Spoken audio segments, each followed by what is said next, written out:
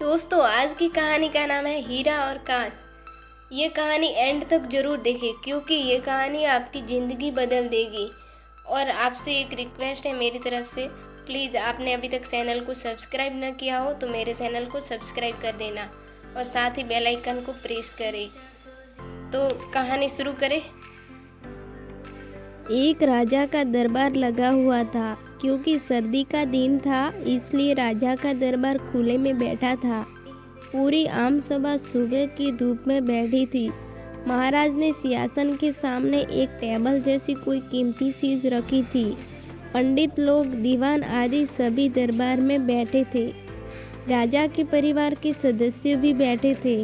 उसी समय एक व्यक्ति आया और प्रवेश मांगा और प्रवेश मिल गया तो उसने कहा, मेरे पास 2 वस्तुएं हैं। मैं हर राज्य के राजा के पास जाता हूँ और अपनी बात रखता हूँ। कोई परख नहीं पाता, सब हार जाते हैं और मैं विजेता बनकर घूम रहा हूँ। अब आपके नगर में आया हूँ। राजा ने बुलाया और कहा, क्या बात है? तो उसने दोनों वस्तुएं टेबल पर रख दी। बिल्कुल समान आकार, समान रूप, रंग समान, प्रकाश, सब कुछ नख-सिख समान। राजा ने कहा, ये दोनों वस्तुएं एक हैं? तो उस व्यक्ति ने कहा, हाँ, दिखाई तो एक सी देती है लेकिन है भिन्न।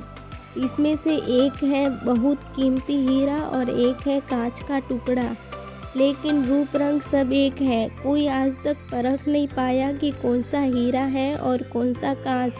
कोई परख कर बताए कि ये हीरा और ये कांच। अगर परख खरी निकली तो मैं हार जाऊंगा और ये कीमती हीरा मैं आपके राज्य की तिजोरी में जमा करवा दूंगा।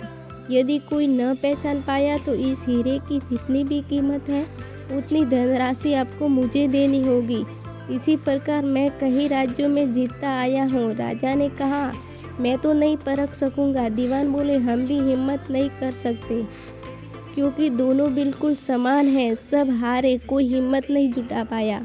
हारने पर पैसे देने पड़ेंगे, इसका कोई सवाल नहीं, क्योंकि राजा के पास बहुत धन है। राजा की प्रतिष्ठा गिर जाएगी, इसका सबको भय था। कोई व्यक्ति पहचान नहीं पाया। आखिरकार पीछे थोड़ी हलचल हुई।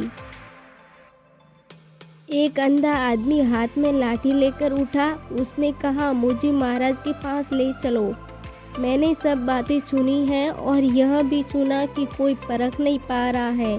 एक अवसर मुझे भी दो। एक आदमी के सहारे वह राजा के पास पहुंचा।